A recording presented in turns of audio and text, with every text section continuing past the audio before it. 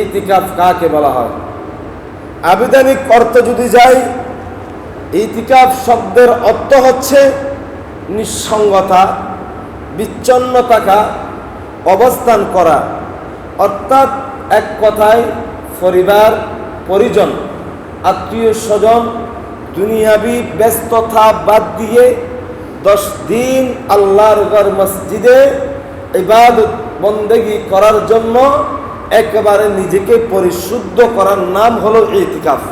এখন জানবো আমরা পারিভাষিক অর্থ।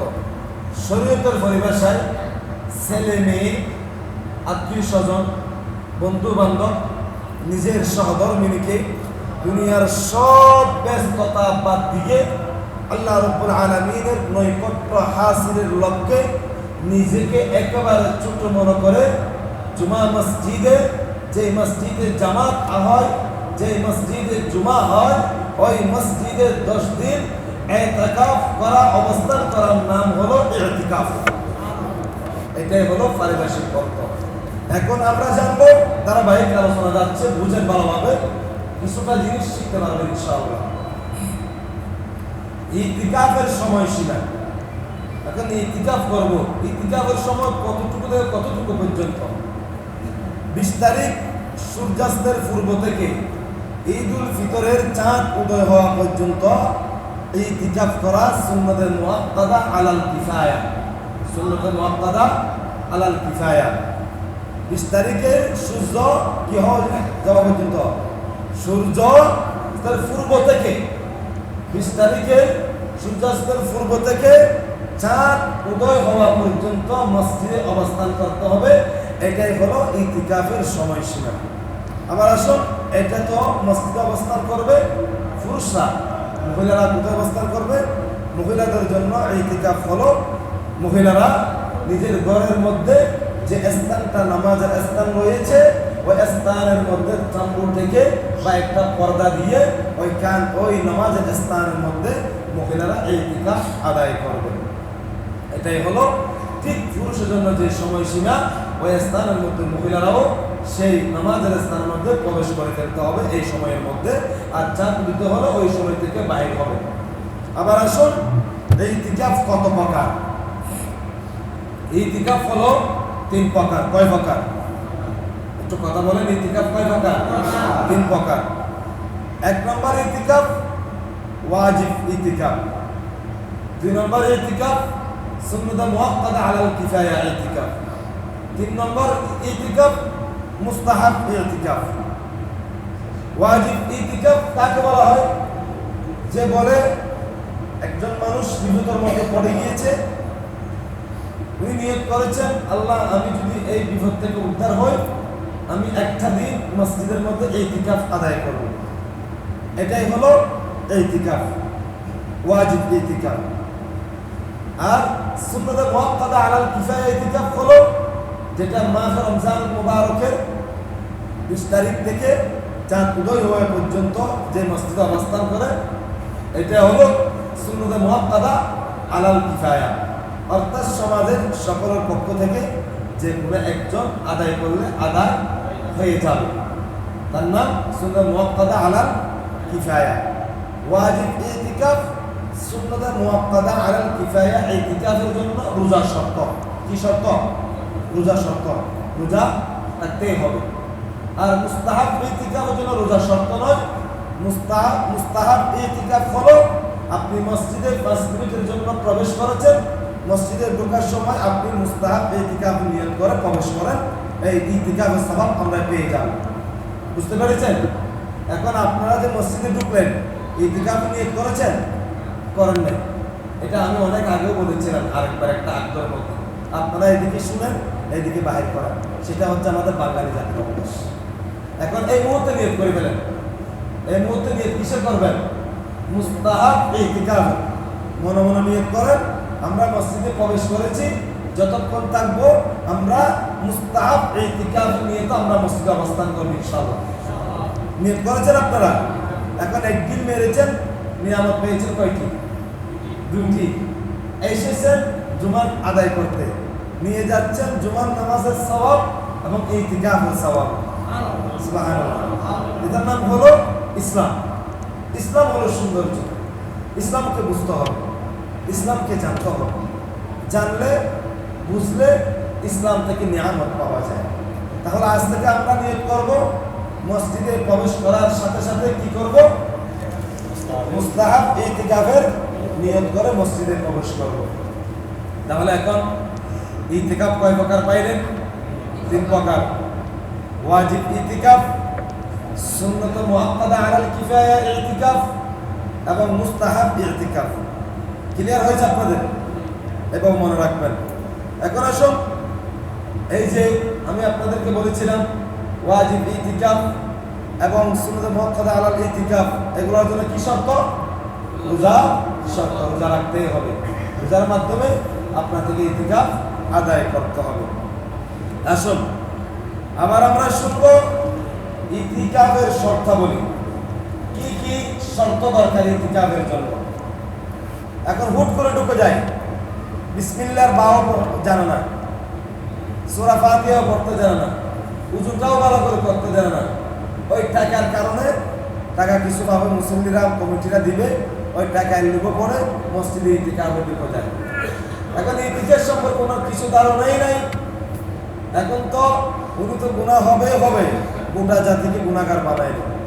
আল্লাহ হেফাজত করো। দেখেন ইতিকাফের জন্য শর্তাবলী কি কি। নাম্বার 1, পরিশুদ্ধ নিয়ত করতে হবে। কি করতে হবে? একটু কথা বলিয়েন না, ওয়াজটা আপনারা করছেন, আপনারা বসে আছেন, ওয়াজটা করতেছি আমি, একটু আমার সাথে যদি কথা বলেন একটু ভালো লাগে। কি করা? 1 নাম্বার পরিশুদ্ধ নিয়ত করা। পরিশুদ্ধ কি করা? নিয়ত করা। নিয়ত তো ইখলাস হতে হবে, যে আল্লাহকে রাজি করার জন্য, আল্লাহকে পাওয়ার জন্য আমি কোথায় যাচ্ছি? আল্লাহর ঘর মসজিদে ইতিকাফে যাচ্ছি। 1 নম্বর। নাম্বার 2, এমন মসজিদে ইতিকাফ করা যেখানে 5 ওয়াক্ত নামাজের নিয়মিত জামাত হয়। কিছু কিছু ইবাদতখানা আছে মাঝে মাঝে জামাত হয়, আর মাঝে মাঝে কি হয় না? জামাত হয় না। আর কিছু ইবাদতখানা আছে কন্টিনিউ জামাত আরম্ভ হয়, ইমাম আছে, মুয়াজ্জিন আছে, দায়িত্ববান ব্যক্তিরা আছে। ওই সমস্ত ইবাদতখানা এক কথায় পাঞ্জাগানা নামাজ জামাত যেখানে আরম্ভ হয়, ওই মসজিদে কি করতে পারবেন? ইতিকাফ আদায় করতে পারবেন এবং জুমা মসজিদেও আদায় করতে পারবেন। নাম্বার 3, মুসলমান হওয়া। শর্তাবলীর মধ্যে নাম্বার 3 হলো মুসলমান হওয়া। এখন দেখা যাবে অনেক আননোন জায়গা, গ্রাম্য জায়গা, এই যে ইহুদি নাসারা অন্যান্য ধর্মাবলম্বীরা ওই টাকার বিনিময়ে কি করে? মুসলমান সাজে মসজিদে ঢুকে ইতিকাফ পর্যন্ত আদায় করে। এরকম অনেক মসজিদ আছে। তাহলে সেই জন্য যাচাই বাছাই করে যাকে সবার দায়িত্ব দিবেন ইতিকাফের জন্য, ওই ব্যক্তি ব্যক্তিগত কেমন, ওনার সম্পর্কে জ্ঞান রাখতে হবে আমাদের। বুঝতে পেরেছেন? 3 নম্বর শর্ত হলো মুসলমান হওয়া। নাম্বার 4, জ্ঞানবান হওয়া। যেটা বলেছিলাম, ইসলাম সম্পর্কে কোনো ধারণাই নাই, সূরা ফাতিহাটাও পড়তে জানে না, আরবি নিয়তটাও জানে না, উনি ইতিকাফে বসে আছে, সবার দায়িত্ব নিয়েছে। কোনো মতো জোর রাজনীতি করে, জোরাজুরি করে, ভাই কোনো মতো বসে না, আমরা তো সময় নেই, তুমি একটু আদায় করো। উনি তো নিজেই পাগল মানুষ, উনি নিজেই কিছু জানে না ইসলাম সম্পর্কে, উনি বসে আছে, উনি নিজেই গুনাহগার হলো, গোটা সমাজকে গুনাহগার বানাইলো। তাহলে সেজন্য জ্ঞানবান হওয়া, অন্তত ন্যূনতম ইসলামিক কিছু জ্ঞান, কিছু নলেজ থাকতে হবে ওনার কাছে। নাম্বার 5, জানাবত এবং হাইজ নেফাস থেকে পবিত্র হওয়া। এটা হলো, এই শর্ত হলো আমার মা এবং বোনদের জন্য। তাদের যদি শরীর খারাপ থাকে, মনে করেন ইতিকাফে ঢুকে গিয়েছে, 2 দিন হয়ে গিয়েছে, ওনার হুট করে শরীর খারাপ হয়ে গিয়েছে, উনি সাথে সাথে ওই ইতিকাফ ভঙ্গ করতে পারবেন, কোনো অসুবিধা নাই। এটা হলো মেয়েদের জন্য।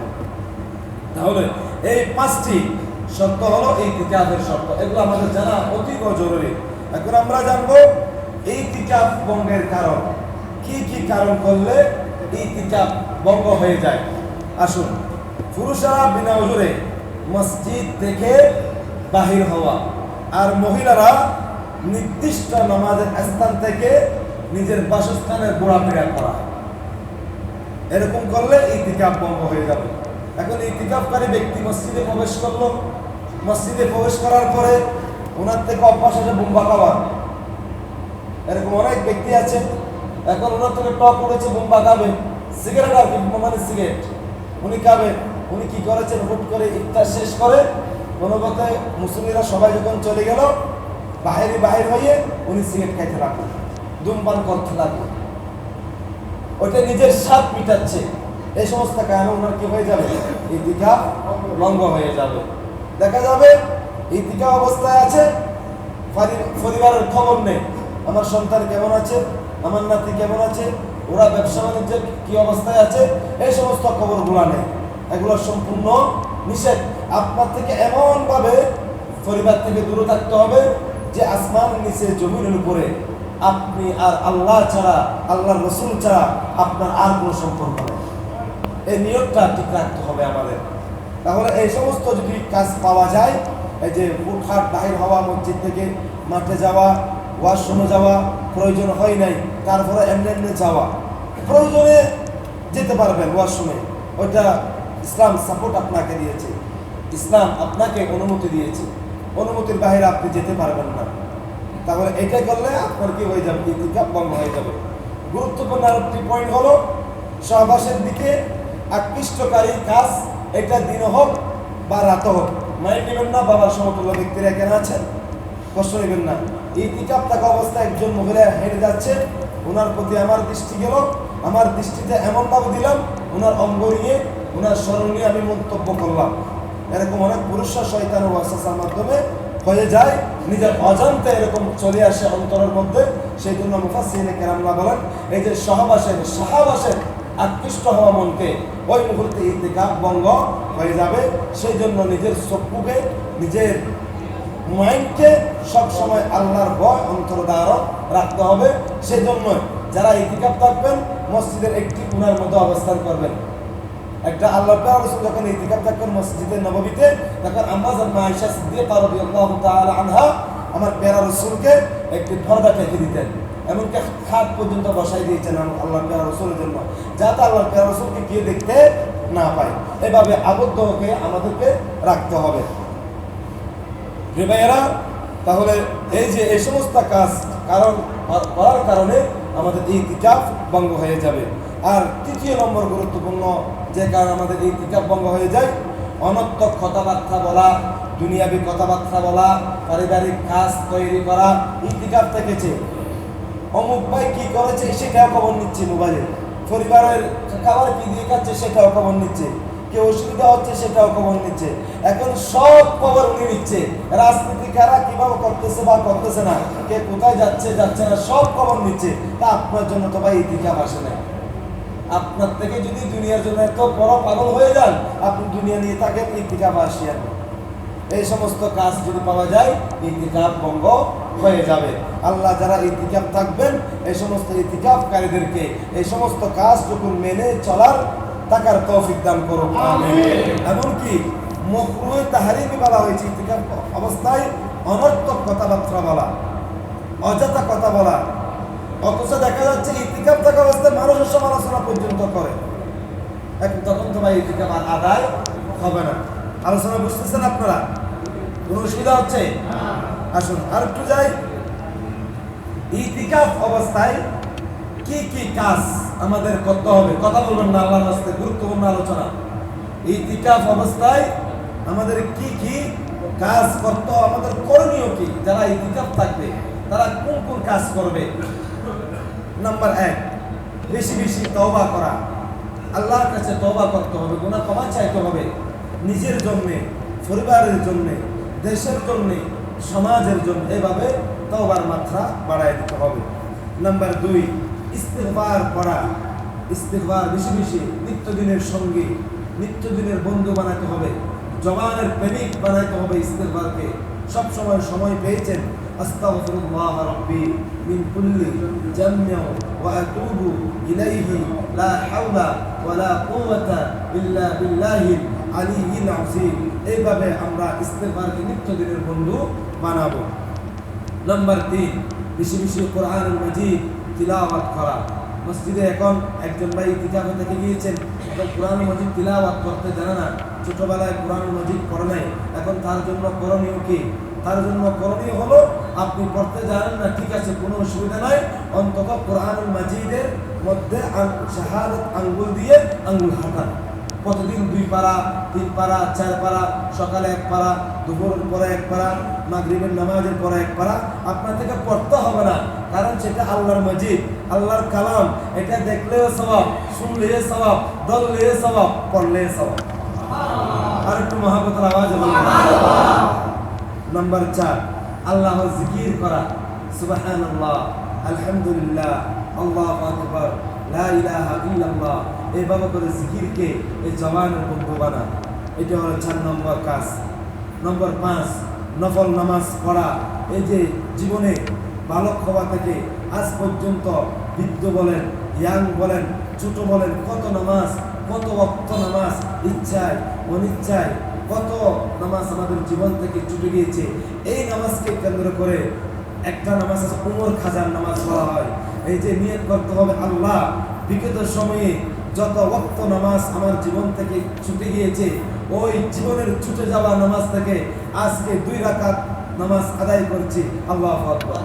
উমর খাজার নামাজ পড়েন, নফলীয় নামাজ পড়েন, হ্যাঁ, এইভাবে আওয়াবিলের নামাজ পড়েন, বেশি বেশি নফল নামাজ পড়তে হবে। নাম্বার 6, তাহাজ্জুদ নামাজ পড়া। যখন আমাদের মসজিদের মুয়াজ্জিন সাহেব যখন যে 3 বা 3:30 সাইলেন্ট দেয়, মানুষকে ঘুম থেকে জাগ্রত করে দেয়, ওই অবস্থায় ইতিকাফকারীর জন্য বড় নিয়ামত হলো উনি যখন উঠে তাহাজ্জুদ নামাজ পড়া একেবারে সহজ। এটা শুধু ইতিকাফকারীদের জন্য নয়, আমি মনে করি এই গোটা রমজানের বড় একটা সুযোগ হলো তাহাজ্জুদ নামাজ পড়ার জন্য।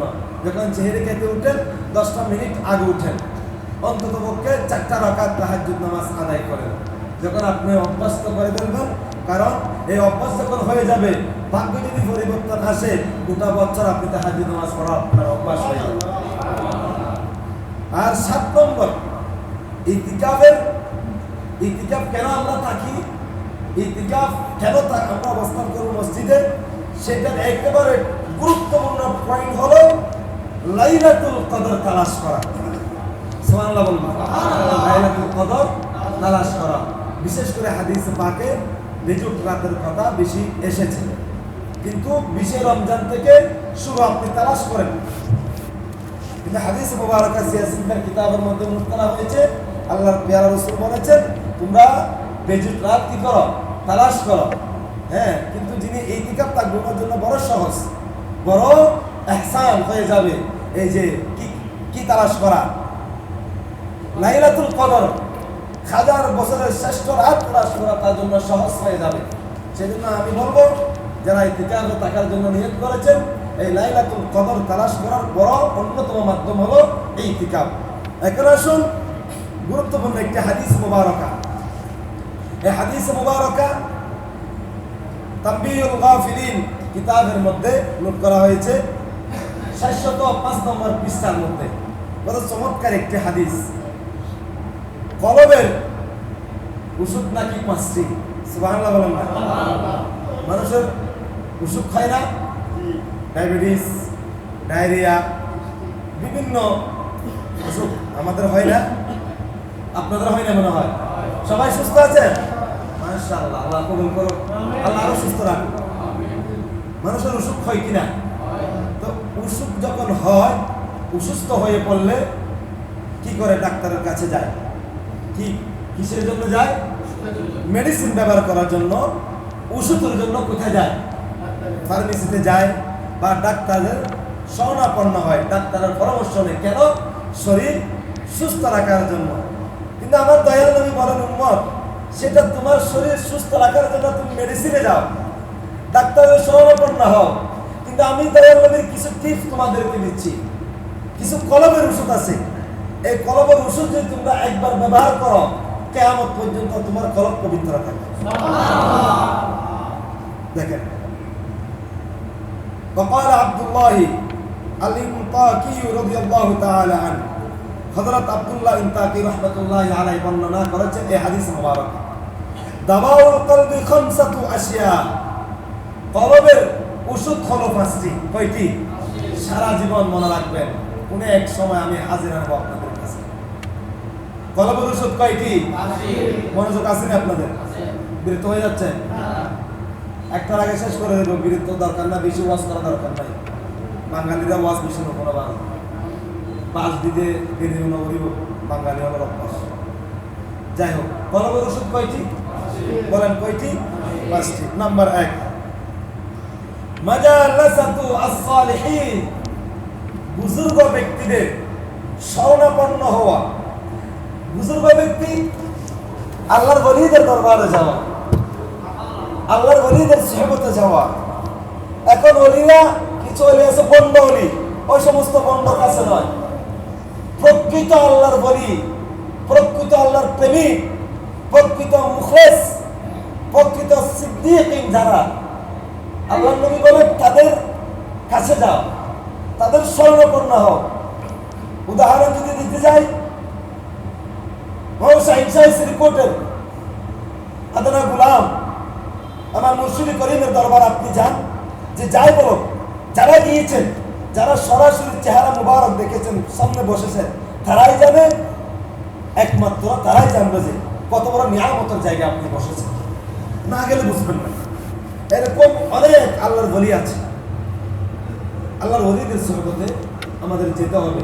আমার নবী বলেন, উম্মত নবী পাও নাই, সাহাবী পাও নাই, তাবেঈন পাও নাই, তবে তাবেঈন পাও নাই, দুঃখ আনার কোনো কারণ নাই। ইয়া রাসূলুল্লাহ কেন?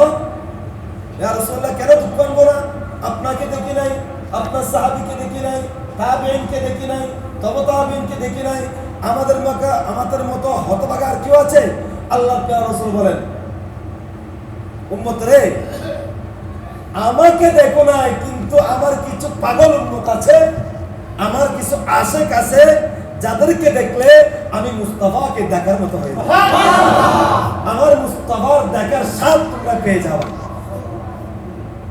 সুবহানাল্লাহ বলুন। কারণ সেটা কোনো সাধারণ ব্যক্তি নয়, যেটার জবান, যেটার হাত, যার জবান, যার হাত, যার চক্ষু, যার ছড়া আল্লাহর কুদরতি হাত বলে ঘোষণা করা হয়েছে। হাদিসে পাকে যদি একটু নজর দিই, আল্লাহ রাসূল বলেন, আল উলামা ওয়ারাসাতুল আম্বিয়া, আলেমরাই হলেন, সত্যিকারের আলেমরাই হলেন আল্লাহর প্যারা রাসূলের ওয়ারিসরা। সুবহানাল্লাহ। সেজন্য বুজুর্গ আলেমদের মজলিসে যাওয়া, সেটা 1 নম্বর কলবের ওষুধ। আপনি যখন মজলিসে বসে যাবেন, ওয়াজ নসিহত শুনবেন, আপনার কলব থেকে হিংসা, আপনার কলব থেকে বিদ্বেষ, আপনার জবান থেকে মিথ্যা, আপনার জবান থেকে গীবত, আপনার জবান থেকে চুগলখড়ি অনায়াসে বাহির হয়ে আপনার কলব থেকে, আপনার জবান থেকে সত্য কথা বাহির হবে। এটা হলো নাম্বার 1 ওষুধ।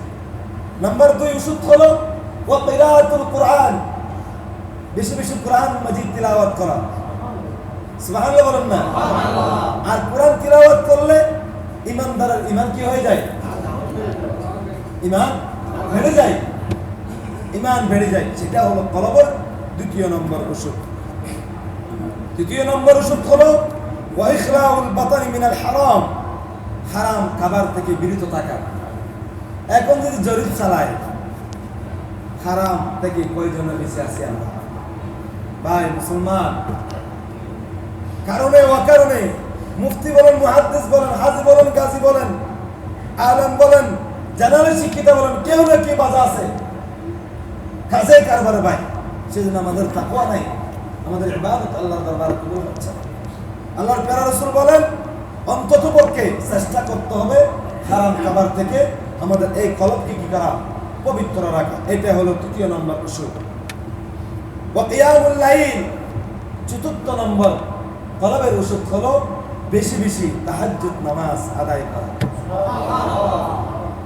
নম্বর 5 হলো ওয়া তাদাররু ইনদা সুবহি, সকালে বিনয় নম্র চিত্তে আল্লাহর দরবারে দোয়া করা। আল্লাহ, রাতের বেলায় ঘুমাইছিলাম, তুমি চাইলে আল্লাহ মৃত্যু দিতে পারতা তোমার এই বান্দাকে, তুমি মৃত্যু নামক বিষয় না দিয়ে জীবন নামক আবার জীবন ফিরিয়ে দিয়েছ।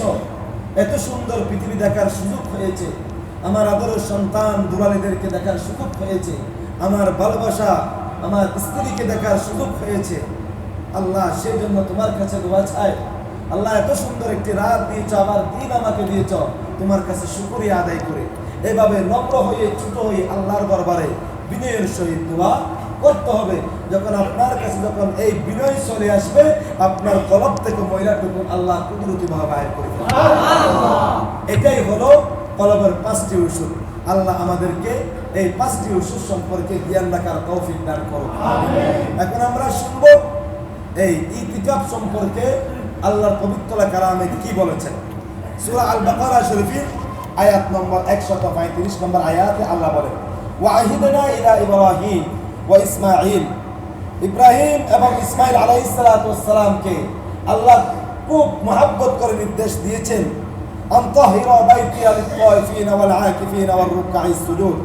ও ইব্রাহিম এবং ইসমাঈল, আমার ঘরকে তাওয়াফিনা লিত-তাওয়াফিনা, যারা তাওয়াফ করতে আল্লাহর ঘর খানায় কাবে আসবে, আমার ঘরে আসবে, ওয়াল আকিফিনা, ইতিকাফ করবে, ওয়ার রুকআইস সুজুদ, এবং রুকুকারী সেজদা করবে, রুকু করবে, এই সমস্ত ব্যক্তিদের জন্য আমার পবিত্র আঙ্গিনাকে তোমরা কি রাখবা? পবিত্র রাখো, উন্মুক্ত করে দাও। আমার জাত, আমার বান্দারা আমার স্মরণ করতে পারে, আমার তাসবিহ আদায় করতে পারে। এভাবে কোরআনের মধ্যে এসেছেন। অন্য জায়গায় এসেছেন, সুম্মা আতিম্মুস সিয়ামা ইলাল লাইল ওয়া লা তুবাশিরুহুন্না ওয়া আনতুম আকিফুন ফিল মাসাজিদ। যখন মসজিদে ইতিকাফ থাকো, আল্লাহ বলেন, বান্দা তোমরা যখন মসজিদে ইতিকাফ থাকো তখন স্ত্রীদের সঙ্গে সঙ্গত হইও না, স্ত্রীদেরকে সহবাস অনুযায়ী অন্তরের মধ্যে ধারণাও আনিও না। অর্থাৎ এক কথায় দুনিয়া থেকে তোমরা কি থাকবা? বিরত থাকবা। সম্মানিত হাজিরিন, সময় 5টা মিনিট চেয়ে নেব, গুরুত্বপূর্ণ আলোচনা বিদায়। যদি ভুল হয় ক্ষমা এবং সুন্দর দৃষ্টি কামনা করছি। এই যে এত কষ্ট করে আমরা ইতিকাফ থাকবো, নিজের পরিবার, সন্তান, সন্ততি, স্ত্রী, পুত্র সবার কাছ থেকে বিরত থেকে মসজিদে যে অবস্থান করব, এই অবস্থান করার কারণে এত কষ্ট করে যে আমরা 10টা দিন যে মসজিদে অবস্থান করব, এই কাজের জন্যে রব্বি কারীমের পক্ষ থেকে আমাদের জন্য কি কি পুরস্কার আছে। সুবহানাল্লাহ বলুন না। এই ইতিকাফের কথা যখন আল্লাহ রাসূলের যখন সাহাবায়ে কেরামদেরকে বললেন, তখন সাহাবীরা বললেন, ইয়া রাসূলুল্লাহ, আপনার নবুয়তের জবান আমরা শুনছি, ইতিকাফের এত ফজিলত, এত গুরুত্ব, এখন একটিবার আমরা শুনতে চাই আপনার নবুয়তের জবানে আল্লাহর পক্ষ থেকে আপনার পাগল উম্মতের জন্য কি কি পুরস্কার নির্ধারিত করে রেখেছেন। আর একটু মহব্বতের আওয়াজ। এখন আমরা শুনবো পুরস্কারের কথা। এতক্ষণ শুনেছি কষ্টের কথা, এখন শুনবো পুরস্কারের কথা। কষ্টের পরে কি পাওয়া যায়? পুরস্কার পাওয়া যায়। এখন পুরস্কার দেখেন, কত নিয়ামতের কথা আল্লাহর নবী বলেছেন আমাদেরকে। 1 নম্বর, যা দোয়া করা হয় সব দোয়া আল্লাহর দরবারে কবুল হয়। ইতিকাফ থাকা অবস্থায় আল্লাহর কাছে যা দোয়া করা হয় সব দোয়া আল্লাহ কি করেন? কবুল করেন। এই হাদিস মুবারাকা তিরমিজি শরীফের মধ্যে নোট করা হয়েছে, আন্না নবী সাল্লাল্লাহু আলাইহি ওয়াসাল্লাম কানা ইয়াতাকিফুল 10 আল-আওয়াখির মিন রমাদান হাত্তা কবদাহুল্লাহ। এই হাদিস মুবারাকা এই জন্য বলেছেন, আল্লাহর পেয়ারা রাসূল আজীবন ইতিকাফ করেছেন। এই হাদিস মুবারাকা থেকে শিক্ষা হলো, ইতিকাফ থাকা অবস্থায় কোনো ব্যক্তি যদি হারাম ছাওয়া ছাড়া হালাল বস্তু আল্লাহর কাছে যা চাইবে, আল্লাহর সমস্ত নিয়ামত ওই আল্লাহর বান্দাকে দান করবে। 1 নম্বর নিয়ামত। 2 নম্বর পুরস্কার, ইতিকাফকারীকে সমস্ত নেকির সওয়াব দান করবেন। মহব্বতের আওয়াজে বলেন না। এত বখিল কেন আপনারা? সুবহানাল্লাহ বলতে জানেন না? টাকা চাই নাকি আপনাদের কাছে? সুবহানাল্লাহ বলতে টাকা চাইছিলাম আমি। সুবহানাল্লাহ আর বলেন। 2 নম্বর পুরস্কার কি? ইতিকাফকারীকে সমস্ত নেকির সওয়াব আল্লাহ দান করবেন। এই হাদিস মুবারাকা মিশকাত শরীফ পৃষ্ঠা নম্বর 183 তে নোট করা হয়েছে। আল্লাহর নবী বলেন, আন ইবনে আব্বাস আন্না রাসূলুল্লাহ সাল্লাল্লাহু আলাইহি ওয়াসাল্লাম, ইবনে আব্বাস রাদিয়াল্লাহু তাআলা থেকে বর্ণিত, আল্লাহর প্রিয় রাসূল ইতিকাফকারী সম্পর্কে রাসূলুল্লাহ সাল্লাল্লাহু আলাইহি ওয়াসাল্লাম ইরশাদ করেছেন, ফিল মু'তাকিফু হুয়া ইয়াকিফুন যুনুবা। ইতিকাফকারী ইতিকাফের কারণে গুনাহ থেকে আল্লাহ সুবহানাহু ওয়া তাআলা তাকে বিরত রাখে। সুবহানাল্লাহ। ওয়া ইউজরা লাহু মিনাল হাসানাতি, আর নেকির এমন সওয়াব অর্জন করে থাকেন কামিলুল হাসানাতি কুল্লাহা, যেন সমস্ত নেকির সওয়াব আল্লাহ কুদরতি ভাবে তাকে দান করেছেন। সুবহানাল্লাহ। সমস্ত নেকিরা দান করেছেন, যাকাত দিয়েছেন, হজ করেছেন, বিভিন্ন ইবাদত বন্দেগী করেছেন, নামাজ পড়েছেন, রোজা রেখেছেন, সিয়াম সাধনা করেছেন, সমস্ত ইবাদত করে যতটুকু সওয়াব পাবে আপনি ইতিকাফ থাকা অবস্থায় সমস্ত উম্মতি মুহাম্মদী যত সওয়াব পাবে আপনার আমলনামায় তত সওয়াব আমার আল্লাহ দান করেন। সুবহানাল্লাহ। নাম্বার 3 পুরস্কার, 2টি হজ, 2টি উমরা। শুধু হজ উমরা না, কবুলকৃত হজ। আসেননি? আলোচনা বুঝতেছেন? 2টি কবুলকৃত হজ আর 2টি কবুলকৃত উমরার সওয়াব আল্লাহ দান করবেন। সুবহানাল্লাহ। কত বড় নিয়ামতের কথা। এই হাদিসে মুবারাকা কাশফুল গুম্মা কণ্ঠ 1 পৃষ্ঠা নম্বর 212 হাদিসে মুবারাকা নোট করা হয়েছে। ক্বালা আল হুসাইন ইবনে আলী কানা রাসূলুল্লাহ সাল্লাল্লাহু আলাইহি ওয়াসাল্লাম ইয়াকুল, হযরত হুসাইন ইবনে আলী রাদিয়াল্লাহু তাআলা আনহু থেকে বর্ণিত, রাসূল আরবি সাল্লাল্লাহু আলাইহি ওয়াসাল্লাম ইরশাদ করেছেন, মান ইতাকাফা 10 রমাদানা, যে ব্যক্তি রমজানুল মুবারকের শেষ 10 দিন ইতিকাফ থাকবে, কানা কাহাজ্জাতাইনি ওয়া উমরাতাইনি, কানা কাহাজ্জাতাইনি ওয়া উমরাতাইনি।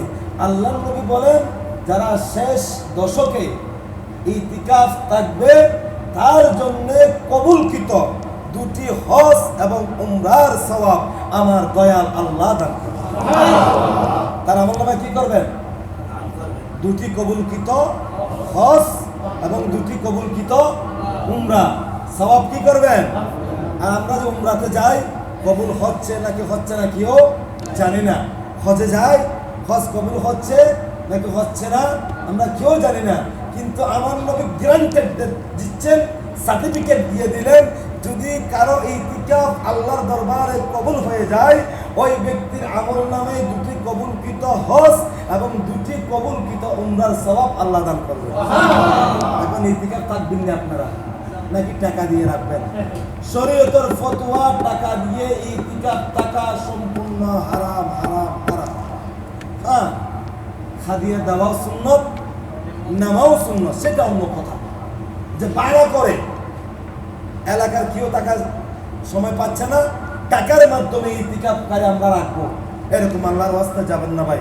আমি বলবো, আপনাদেরকে মেসেজ দিব, আমার এখানে অনেক মুরব্বীরা আছে, যদি একান্ত যদি দুনিয়াবি কোনো প্রয়োজন যদি আপনার না হয়, আমি বলবো ভাই, জীবনের শেষ সময় হিসাবে মনে করবেন এটা আমার জীবনের শেষ ইতিকাফ, আমার হায়াতের শেষ বাজেটের ইতিকাফ, এটা মনে করে এই বছর আপনি ইতিকাফ দেখে যান। আল্লাহ না করুক ইতিকাফ থাকা অবস্থায় যদি মালাকুল মউত যদি ডঙ্গা বাজে, ইতিকাফ থাকা অবস্থায় যদি মালাকুল মউত চলে আসে, আপনি তো জান্নাত, আপনি তো শাহাদাতের মর্যাদা পান।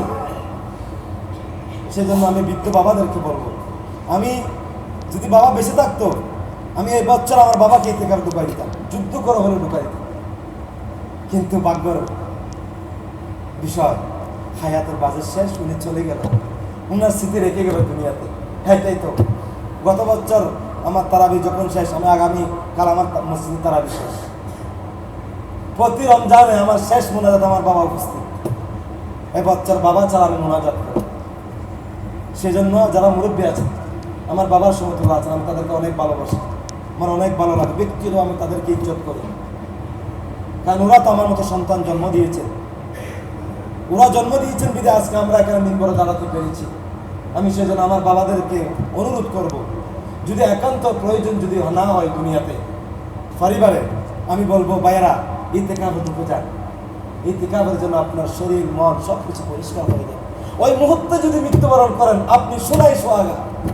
সুবহানাল্লাহ বলেন। তাহলে এই ৪র্থ নম্বর পুরস্কার হলো ইতিকাফ যারা থাকবে তাদের জন্য আল্লাহ ৪র্থ নম্বর পুরস্কার দান করবেন, জান্নাতে তাদের জন্য মনোরম পরিবেশে মহল তৈরি করবেন। বিস্তারিত যাচ্ছি না, সময় কম। জান্নাতে কি করবেন? বাড়ি তৈরি করবেন। এই যে দুনিয়াতে বাড়ি তৈরি করার জন্য কত মানুষের লাঠি ঘুষা কান, কত ব্যাংকের সাথে সুদের সাথে কাজ কারবার হয়ে গিয়েছে অজান্তে, জানেন না কেউ, শুধু দুনিয়ার জন্য, দুনিয়ার জন্য। আর আমার আল্লাহ বলেন, বান্দারে ইতিকাফ থাকো, ইতিকাফ থাকো, দুনিয়াতে যে বাড়ি তোমরা করেছো এয়ার কন্ডিশন, আমি আল্লাহ কুদরতি ভাবে জান্নাতে তোমাদের জন্য এমন পরিবেশ তৈরি করবে, শুধু বলবো কোন কোন বলতেই দেরি তোমার কাছে নিয়ামতটুকুন চলে আসবে। একবার বলবো আল্লাহ এটা খেতে মন চায়, চলে আসবে অটোমেটিক। এটার নাম হলো জান্নাত। সুবহানাল্লাহ বলেন না? আর জান্নাতে কতদিন থাকবেন জানেন? খালিদিনা ফিহা আবাদা। 1 বছর নয়, 2 বছর নয়, আবাদুল আবাদ জান্নাতের নিয়ামত ভোগ করতে থাকবেন। এই জান্নাতি নিয়ামত ভোগ করতে চাইলে ইতিকাফ থাকা দরকার আছে না? থাকবেন তো? আল্লাহ তাকার তৌফিক দান করুক। নাম্বার 5 পুরস্কার বলে শেষ। নাম্বার 5 পুরস্কার হলো যারা ইতিকাফ থাকবেন তাদের জন্য জাহান্নাম থেকে 3টি পরীক্ষা দূরত্ব রাখবেন আল্লাহ। বুঝেন না পরীক্ষা মানে? পরীক্ষা মানে অর্থ কি জানেন? 7 আসমান 7 জমিনের দূরত্ব যতটুকু, এক পরীক্ষার দূরত্ব হলো ততটুকু। সুবহানাল্লাহ বলেন না? বেকুব হয়ে গেলেন কথা শুনে? একটি পরীক্ষার দূরত্ব কত? এই আসমান দেখা যায় 7 আসমান দূরত্ব, 7 জমিন দূরত্ব। এই যে আমরা জমিনে দাঁড়াইছি, আমাদের নিচে আরো 7টি জমিন আছে। একটা দুটা না, কয়টা? 7টা।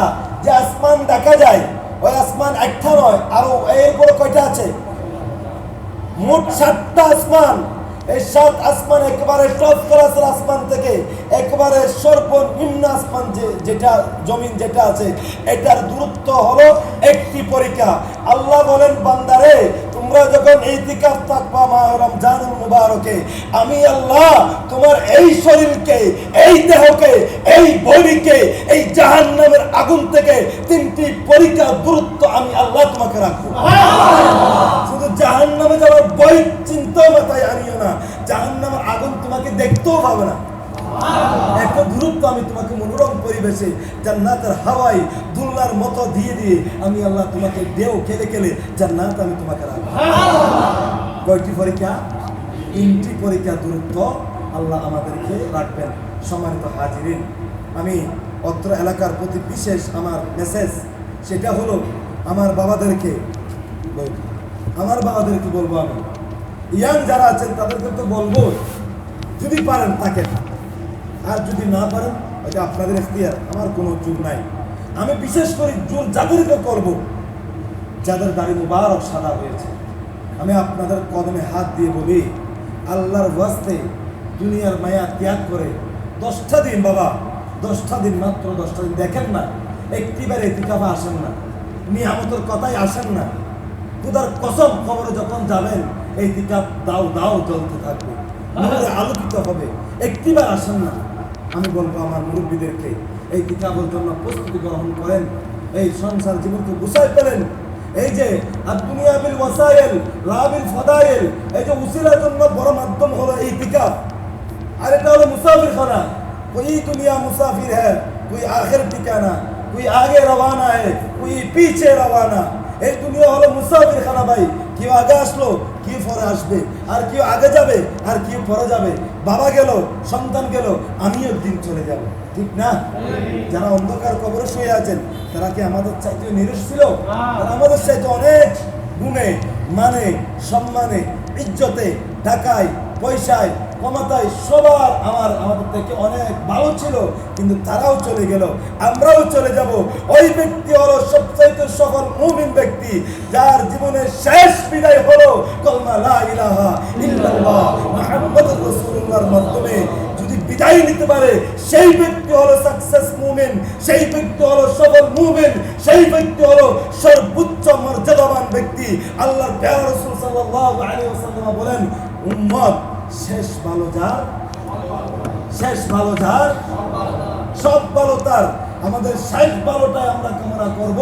নিজ নিজ মুর্শিদ করিম, নিজ নিজ কলমার শহীদ আমাদের জবানের মাধ্যমে মদিনাওয়ালার শব্দগুম্বি শরীফ দেখে দেখে কলমার সাথে ঈমানের সাথে মৃত্যুবরণ করার আমার প্রাণ প্রিয় সকল মুসল্লি ভাইদেরকে, এলাকাবাসীদেরকে আল্লাহ তুমি কুদরতিভাবে আমার এই ভাইদেরকে তুমি কবুল করো, এবং আমাদের মাহে রমজানুল মুবারক রোজা আল্লাহ তুমি কবুল করো না, আমাদের সিয়াম সাধনাকে কবুল করো না।